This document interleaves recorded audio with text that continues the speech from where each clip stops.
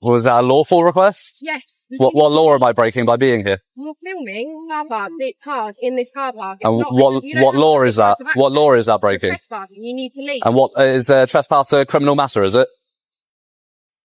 Is that a criminal offence? So here's what it all boils down to. Exactly what law is being broken here in the UK. Officers can't simply walk up, demand your details, or order you move on just because they're uncomfortable.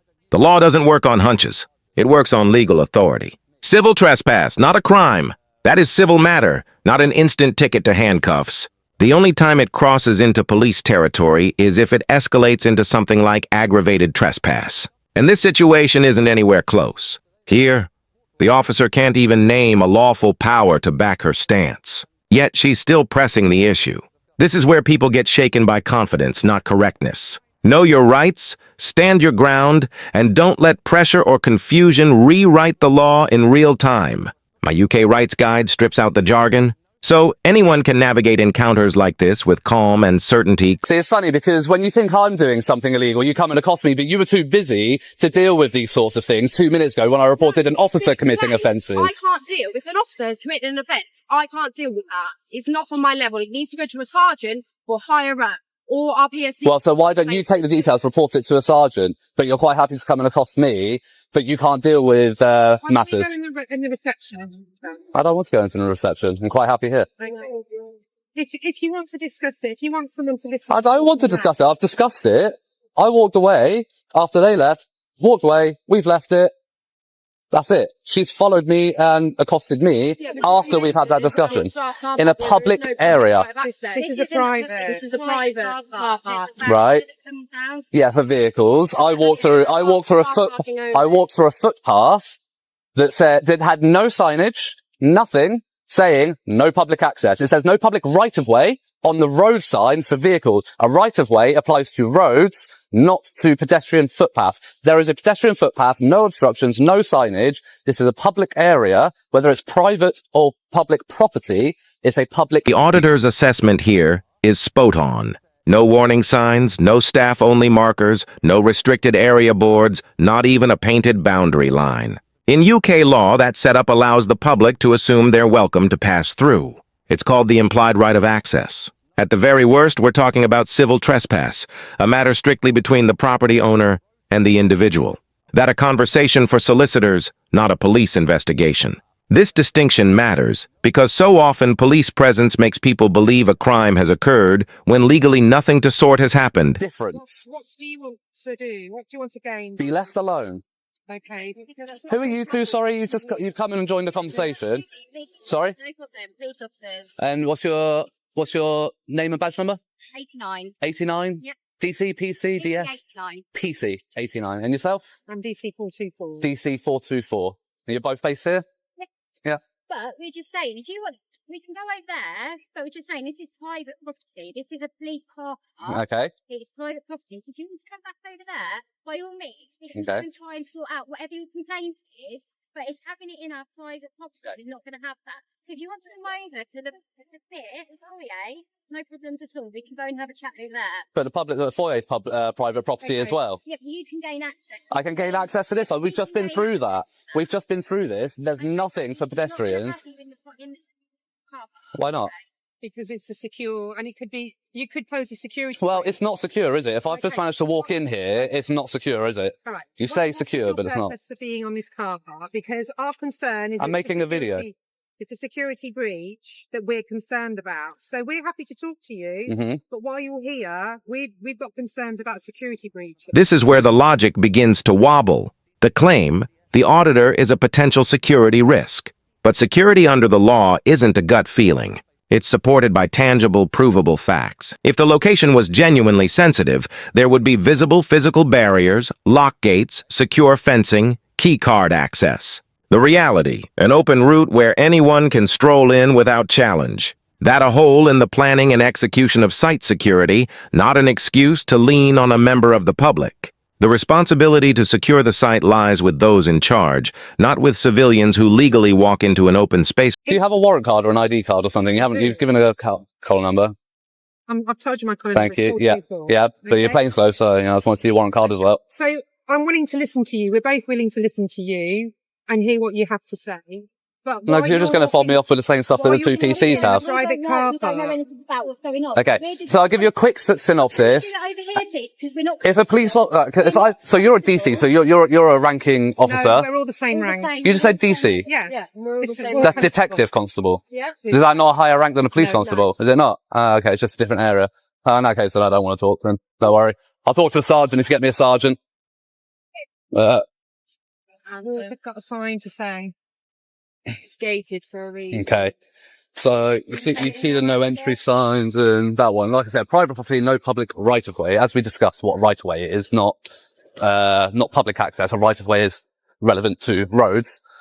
That's what a right of way is. Is a public right of way is a public road that people can access with a vehicle. Yeah. As you can tell, I'm not in a vehicle. Private car park. I'm not in a vehicle. If it's secure, right? So as you can see there. I'm not going through it all with you. Well- 'Cause you're going to try and do the whole, I know this legislation, I know that. I'm not really that fussed. I've just asked you to leave politely. And I've declined, yeah.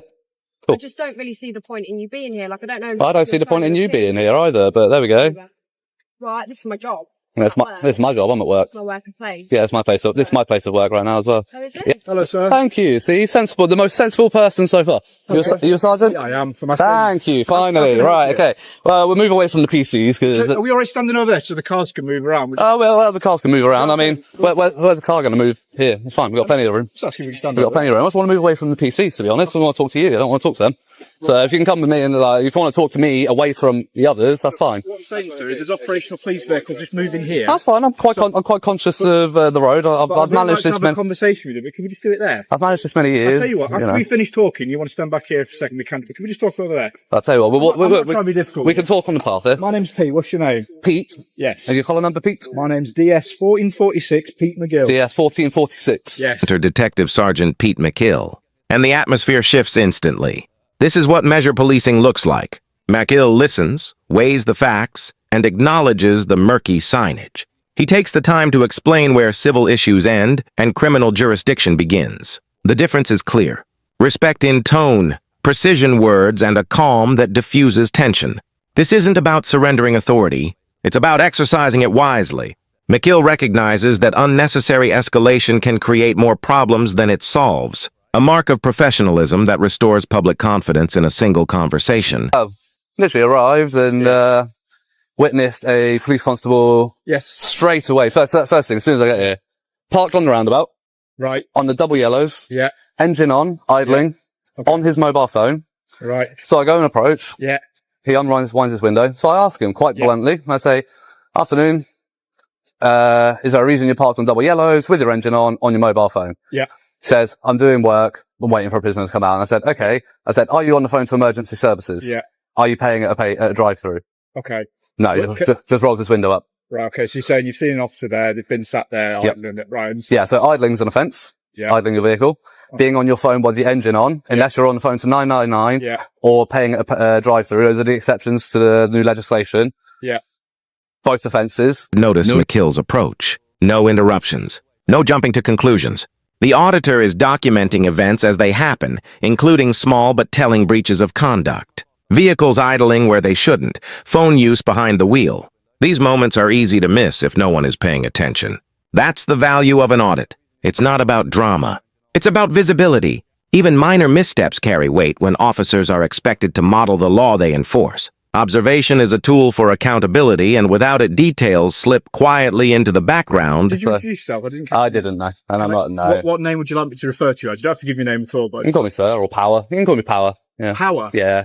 Let's go with Power. Yeah. I'll go with Sir, because Power just. That's I didn't think you'd like it. That's why I said it. That's why I gave it as an option. I didn't think you would. Mr. Power. Does that sound right to you? Mr. Power. That'd Go be with Mr. Power. No, my ego's not that big. Don't worry. Well, you could call yourself Power. You could have a little one. Right, okay. Basically, mate, you are absolutely entitled to film any vehicles you want around here. Yep. Not a problem. You have, if officers want to speak to officers, that's not an issue. Yep. The other thing I'd say is this area of the car is a private car park. It is. Yep. So if you wanted to literally step on that pavement there and film my officers, film the cars, there's not an issue whatsoever. So, that's fine. I appreciate that. I appreciate that. So, the discussion I was trying to have with them, or trying to tell them, right? So they're saying it's secure, it's restricted, you got the gates and all of that. I said, and that sign up there says private property, no public right of way.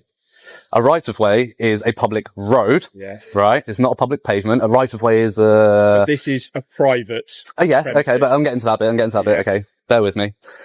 So, yes, it's private. But in a private, premises, you can still have a public area. A public area does not define whether it's public property or not. A public area. Okay. So but you're as wanting to check. No. So as I've walked up towards the reception area, and then I've literally walked through here. Yeah. No signage for pedestrians saying private property, no public access. You know That would be the Completely key. agree with you. Yeah. All right. So yes, it is private property. Until I was asked to leave. Yeah. It's publicly accessible. It's still public area. It's still a public area. It's still publicly accessible. The only thing is you have the right to repeal that implied right of access. Yes. And you know what? Don't disagree with anything you've just said there, Mr. Power. Not a problem. I agree the signage should be better here. Yeah. But equally, you're here to do an audit. I'm guessing that's your role. Well done. To do that, yes. It's not my first time on the road yet. MC Ill doesn't posture or argue. He accepts that the signage could be clearer, and he recognizes the auditor's presence as legitimate.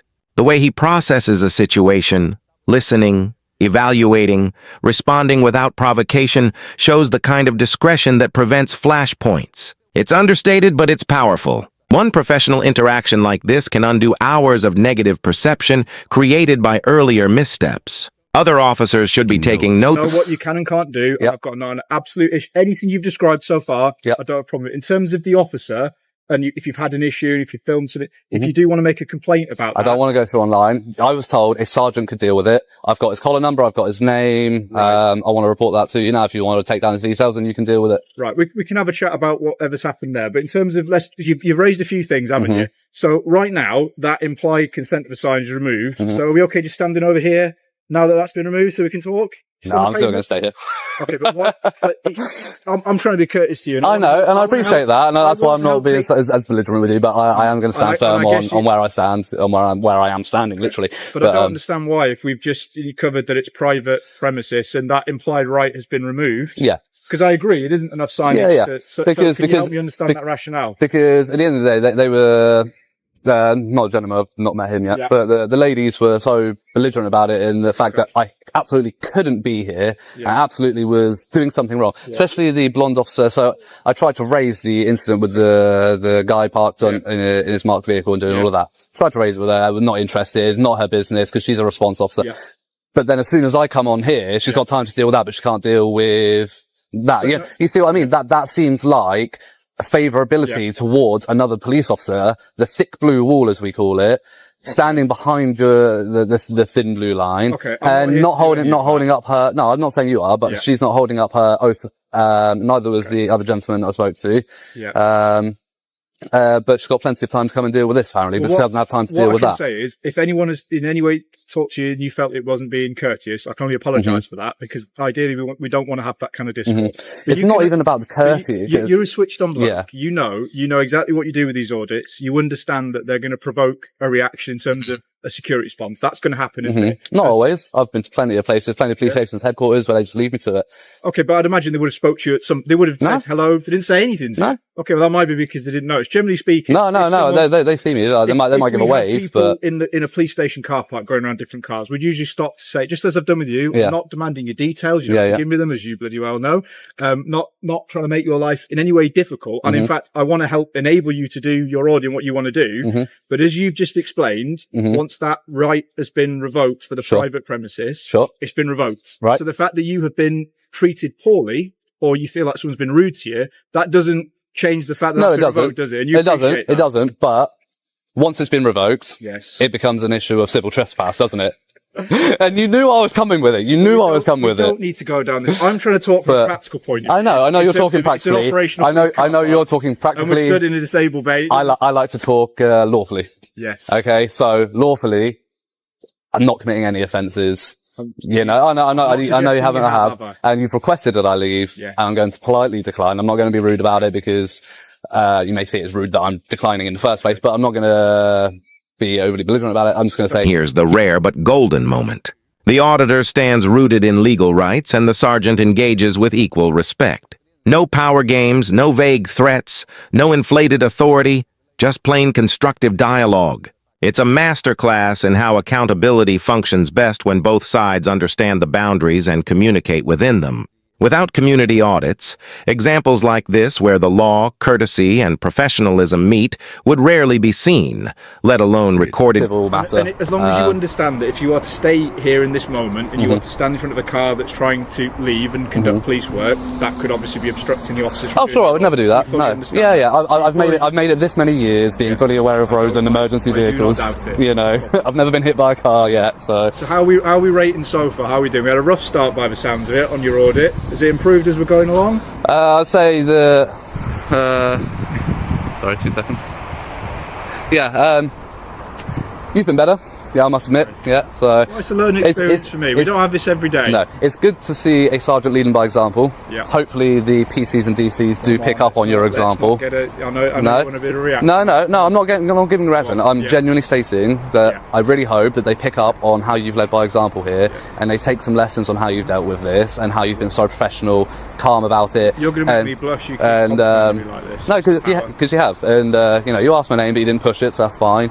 But other than that, that's just for politeness. I'm not demanding details. No, exactly. How would you like me to refer to you? Yeah, and that's absolutely fine. What today proved is simple but vital. Calm, comp, and policing has a tangible impact. It showed, too, why audit shouldn't be treated as nuisances, but as checks that protect both public and police. Small oversights, whether a missing sign or a moment of inattention, can snowball if nobody's watching. My Know Your Rights guide isn't just for auditors, and it's not just for confrontations.